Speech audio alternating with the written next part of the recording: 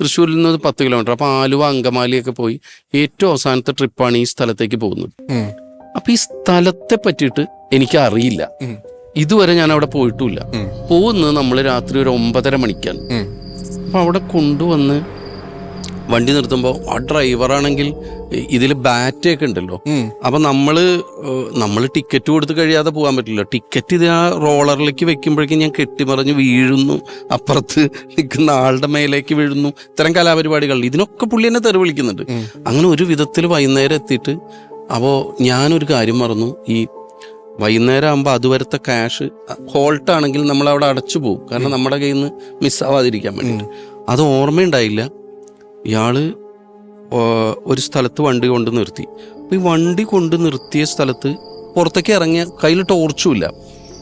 പുറത്തേക്ക് ഇറങ്ങിക്കഴിഞ്ഞാൽ എന്താണെന്ന് എനിക്കറിയില്ല. ഈ സ്ഥലം ഞാൻ കണ്ടിട്ടില്ല. ആദ്യമായിട്ടാണ് നമ്മളവിടെ വണ്ടി കൊണ്ട് നിർത്തുന്നത്. ഇരുട്ടാണ്, സ്ട്രീറ്റ് ലൈറ്റ് പോലുമില്ല. ഒരു കാടിൻ്റെ ഉള്ളിലാണ് നിർത്തുന്നത്. കുറച്ച് കഴിയുമ്പോൾ ഡ്രൈവർ മറ്റേ ഡ്രസ്സൊക്കെ മാറുന്നു. ഞാൻ ചേട്ടങ്ങടാ ചോദിച്ചു. അല്ല, ഞാനിപ്പോൾ ഇവിടെ അടുത്തൊരു സ്ഥലം വരെ പോയി വരാം. പുള്ളിക്ക് അവിടെ പോകാനുള്ളൊരു സ്ഥലമുണ്ട്. നിന്റെ കയ്യിൽ കാശ് നീ അടച്ചില്ലേ, കാശ് അടച്ചില്ലേ എന്ന് ചോദിച്ചു. ഞാൻ പറഞ്ഞില്ല ചേട്ടാ, നന്നായിണ്ട്, നല്ല സ്ഥലം അവിടെ എന്ന് പറഞ്ഞു. മൊത്തം കള്ളന്മാരാ. ഞാൻ പറഞ്ഞു അല്ല ചേട്ടൻ എങ്ങടാ പോകണം? ഞാൻ ഒരു സ്ഥലത്തേക്ക് പോയിട്ട് വരാടാ, രാവിലെ വരാം. പിന്നെ നമ്മളിവിടെ ടോയ്ലറ്റൊന്നും ഇല്ല, വെളിക്കിരിക്കണമെങ്കിൽ പുറത്ത് പോയിട്ട് അവിടെ ഒരു പുഴയുണ്ട്, അതിൻ്റെ വക്കത്ത് വേണം. നമുക്ക് ഇവിടുന്ന് പുറത്തിറങ്ങിക്കഴിഞ്ഞാൽ കാടാണോന്നറിയില്ല, താഴേക്ക് സ്റ്റെപ്പ് വെച്ച്.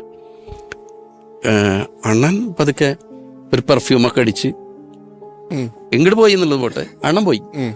പോണ സമയത്ത് എന്നോട് പറഞ്ഞു, അപ്പോൾ നീ ഷട്ടറൊക്കെ ഇട്ടോ? ഷട്ടറൊന്നും ഇടാൻ പറ്റുന്നില്ല, ഷട്ടറൊന്നും ഇല്ല, ഈ പൈസ ഉണ്ട് കയ്യിൽ. അപ്പം ഞാൻ നിന്ന് നോക്കിയപ്പോൾ ഒരു സ്മെല്ല് അടിക്കുന്നുണ്ട്. അപ്പം നോക്കുമ്പോൾ കുറച്ച് തൊട്ടപ്പുറത്ത് ഇത് ഇവിടെ അടുത്തായിട്ട് കുറച്ച് കത്തുന്ന ഒരു തീയും കാണുന്നുണ്ട്. ഞാൻ ചേട്ടാ അതെന്താന്ന് ചോദിച്ചു. അത് വേറെ ഒന്നല്ലടേക്ക്, അത് ശ്മശാന.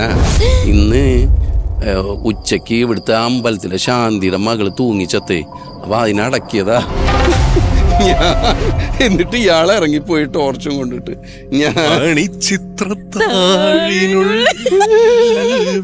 മണിച്ചിത്രത്താഴൊന്നുമല്ല, ഈ കള്ളം വരുമോന്ന് പേടി. അപ്പുറത്ത് ശവം, മറ്റേ നിഴലായ ഓർമ്മകൾ തഴുകി വരും എന്ന് പറയുന്ന ശബ്ദം.